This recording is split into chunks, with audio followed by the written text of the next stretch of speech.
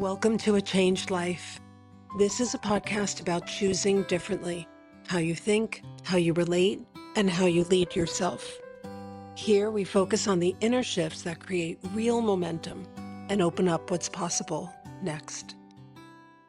I want to talk to you today about a client of mine. For this episode's purposes, I'm going to refer to her as Dana. Dana worked over 18 years at a company. Really gave her heart and soul, grew with the company, was really thriving for most of those 18 years. And one random morning in a meeting that lasted literally less than 10 minutes, it was all over with this explanation: we're moving in a different direction. That's it. That was the whole explanation. And every night, Dana found that when the house was quiet, she did everything that needed to be done to get the house in order and prepare herself for the next day. She would sit on the edge of her bed and she'd go back through old text messages with her boss, old emails with accolades and calling her out for being reliable, dependable, going the extra mile, all of those things. And she had many of these. This wasn't just a one-off. But the email that she kept going back to was the one that was from HR, which summarized that 10-minute meeting with the company going in a different direction, thanking her for her service and letting her know what her package was going to be. And she would open that email and she would read it again and again. And she would open up her text messages to read messages from colleagues. I can't believe this. Oh my God, this is awful. Letting her know how much she meant to them and how much she helped them, which felt good and bad at the same time. And, every night she would tell herself the same thing. I'm just trying to make sense of this. I'm trying to figure out, when did this happen? So she would go back to emails prior to the last one from HR to see whether or not there was something she missed, a tone, something she might have screwed up or something. It just didn't sit right with her and feel like it made sense to her brain that the company was just moving in a different direction. And as her coach, holding space for the grieving process, because that is a part of what's going on here. There is a tremendous loss and there's a lot of grief. But around the third session that we had post getting fired or being let go, however we want to phrase it, I reminded Dana that she's not really remembering, she's actually rehearsing. And that's what we're going to get into in today's episode. So welcome back to A Changed Life. I am Ilyse Craft, and today I want to hand you the single idea underneath everything that I do. And if you only heard one episode ever, honestly, I think I would want it to be this one.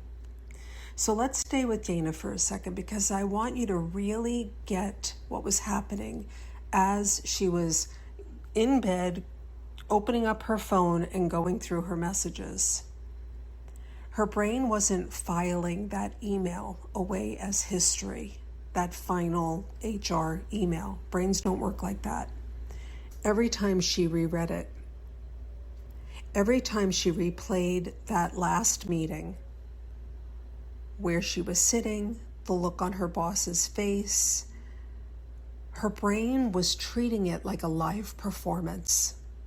Present tense happening right now. And here's the piece of neuroscience I need you to take with you. And I'm going to keep it simple because simple is what's going to stick. Your brain cannot tell the difference between something you're remembering and something that you are practicing. So to your brain, they're the same activity. Neurons are firing in a pattern, and whatever pattern fires the most gets the strongest wiring. That is it.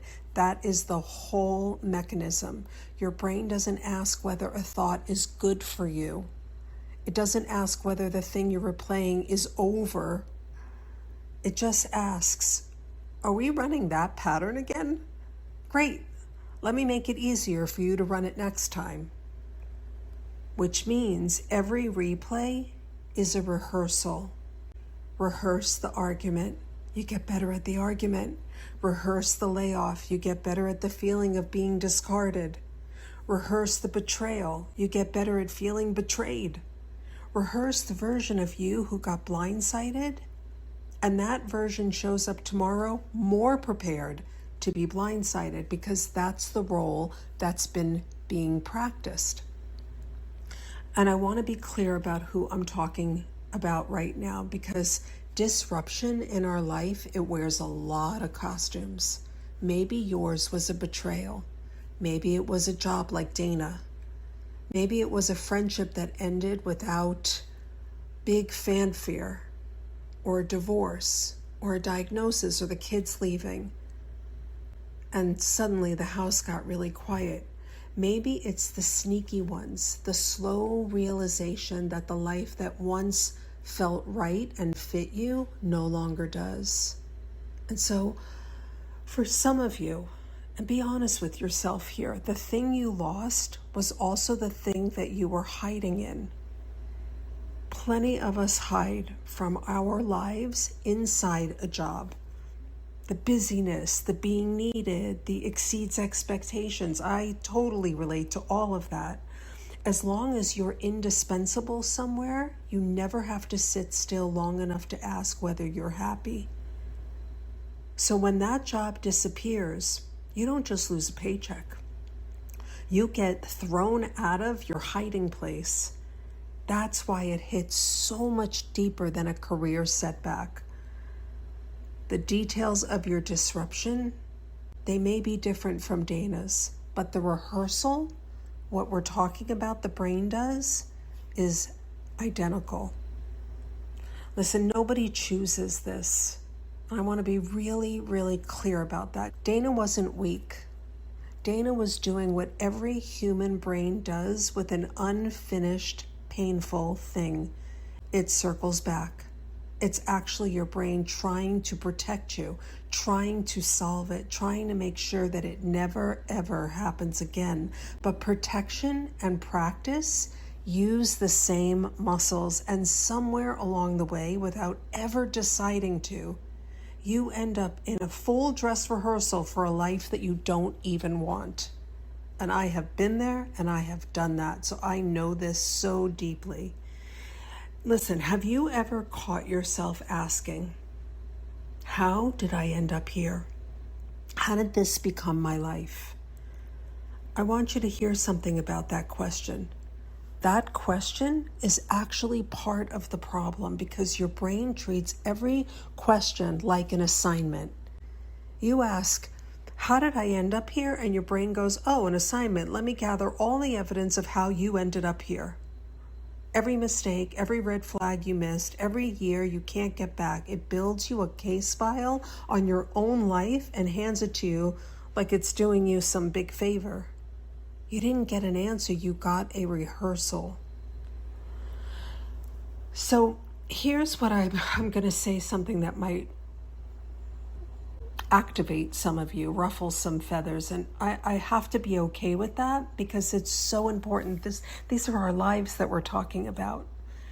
The healing world, my world, has let's call it a dirty little secret. A lot of it is built on keeping you in rehearsal.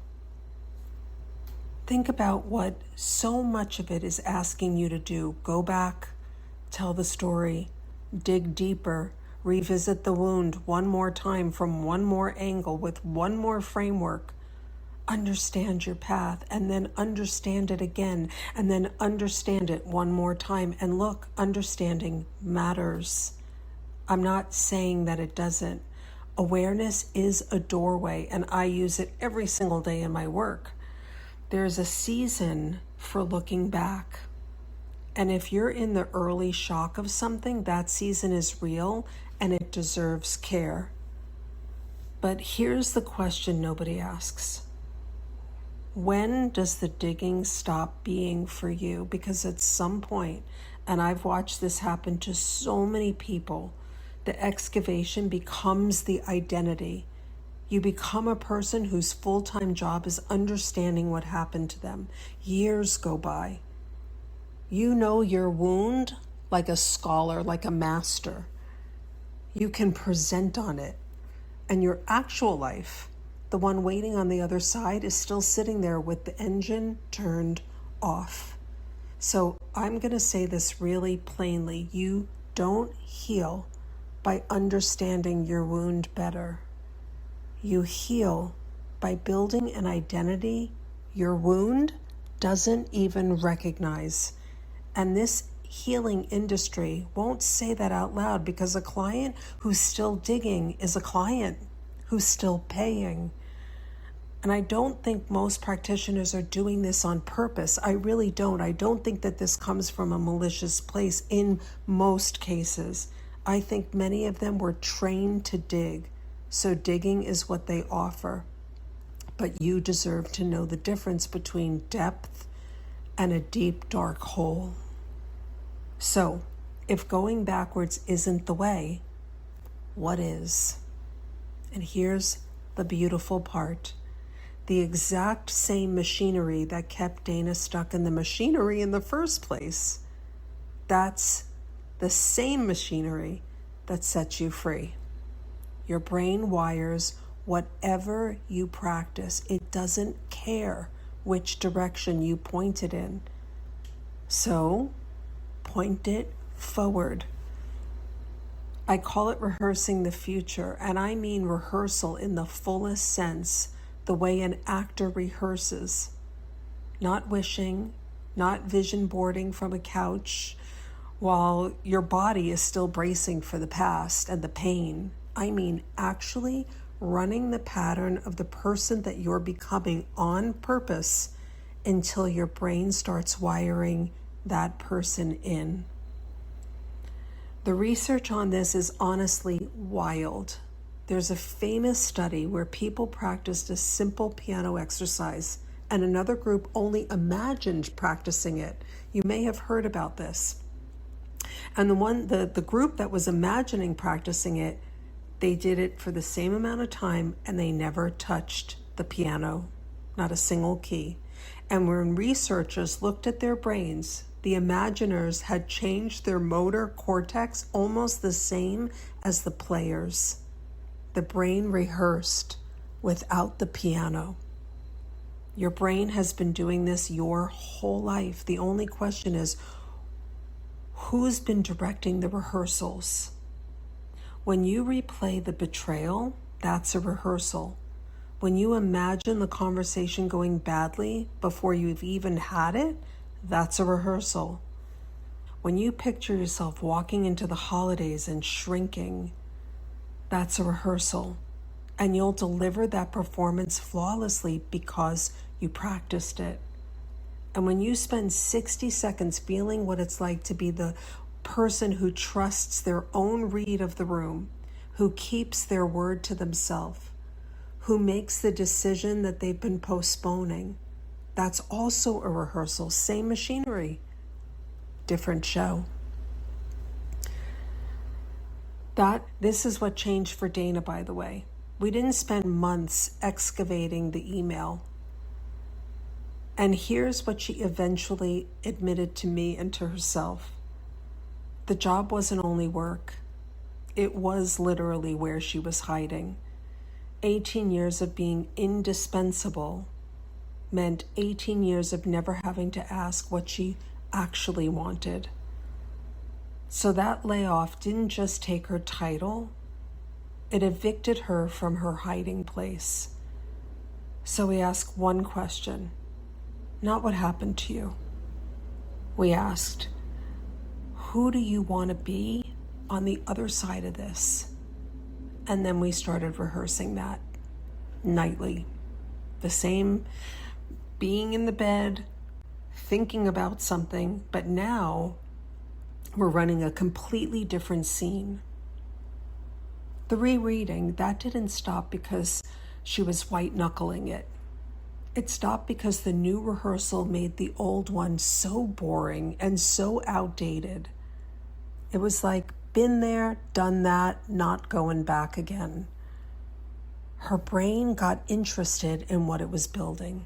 So, how do you actually do this? How do you grab hold of this?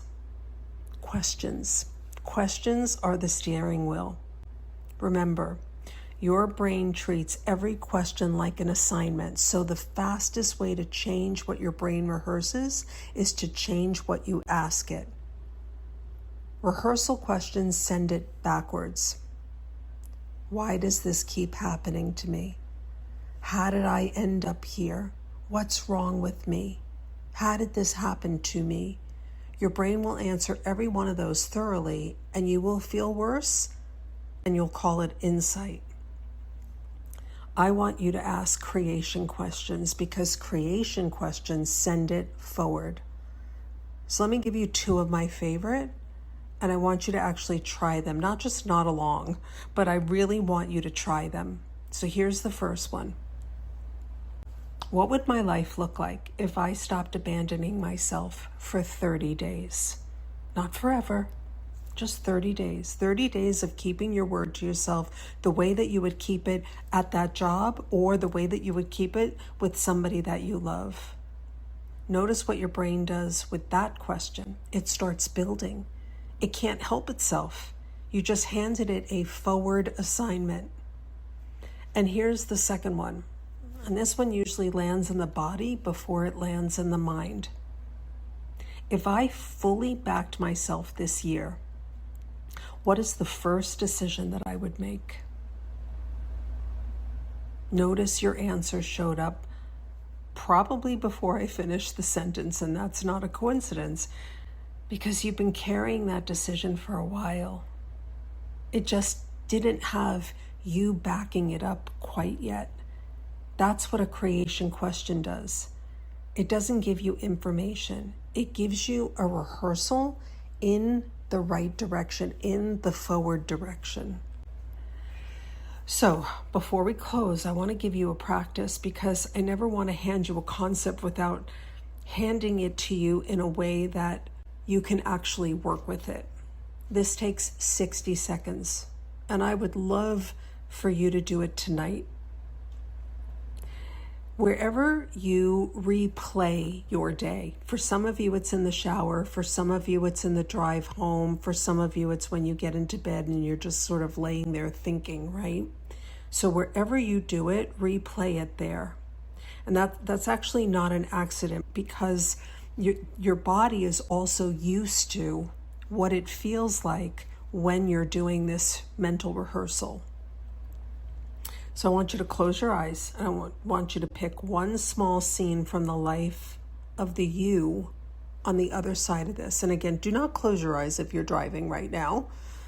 This is what I want you to do when it's safe for you to do it. So I want you to pick one small scene from the life of the you on the other side of whatever it is that you're dealing with. Not the lottery version, right? If you've ever played the lottery game, something ordinary, like you making coffee and your chest isn't tight. You hearing their name and your stomach doesn't drop. You don't feel angry and activated. You saying the true thing in a conversation and speaking up and using your voice instead of keeping the peace or smoothing things over. Now, don't watch it like a movie. I want you to step into it. Feel the mug in your hand, smell the coffee. Feel what your shoulders do when there's nothing to brace for. Let your body run that scene, because your body is where the rehearsal actually lands. 60 seconds, one rehearsal, one rep. Do it nightly. And you are in the production on a different life. Not because of magic, because of wiring. So here's what I want you to carry out of this episode. You've been rehearsing your whole life. That was never the question. The only question is it rehearsing what you actually want to experience? Your brain cannot tell the difference between a loop that hurts you and a loop that heals you. It wires whatever you practice. So stop rehearsing the past and start rehearsing the future. That's the work that I do. That's the heart of this podcast. And honestly, that's the sentence I'd want on my door. Stop rehearsing the past, start rehearsing the future. If today stirred something in you, I put together 8 questions I use to help people find exactly where they've been abandoning themselves and turn the rehearsals around. It's totally free. The link is in the show notes, or find me on social media on any of my posts and just comment the word questions and I'll send them right to you. Take them slow. Do one a day. That is plenty. And if you're at a point where you're done circling and you're ready to rehearse a different life with someone in your corner, that's what I do. You'll find the ways we can work together in the show notes too. This is Ilyse Craft. This is a changed life. And your next rehearsal starts the second this episode ends. So make it good. See you in the next episode.